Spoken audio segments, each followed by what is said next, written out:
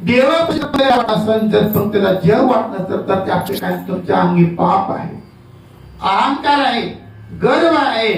पंक्तीला जेवणं, साधूच्या पंक्तीला, संतांच्या पंक्तीला जेवणं त्या ठिकाणी महाराज श्रेष्ठ आहे. जेवण केलं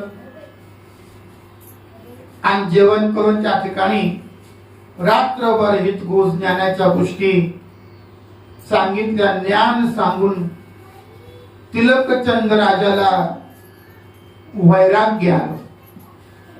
वैराग्य आलं त्याने विचार केला की हे राज्य नको, धन नको, संपत्ती नको, काय नको, सैन्य नको, सेवक नको, काय याच्यामध्ये काही नाही. याच्यात फक्त काय, धनामध्ये कल्प आहे,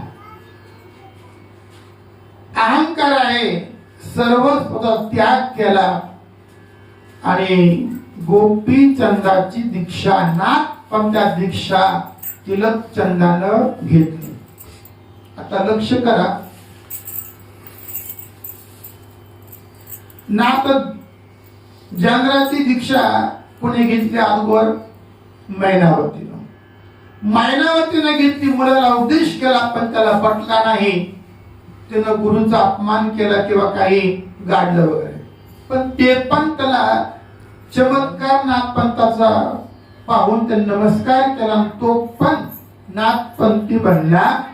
12 वर्ष तप केलं आणि 12 वर्ष तप केलं म्हणून गोपीचंदानं आपली चंपावती उठवली आणि चंपावती उठवल्याला पाहून, चमत्कार नाथपंथाचा पाहून तिलकचंदानं नमस्कार केला आणि ते पण नाथपंथी झाला.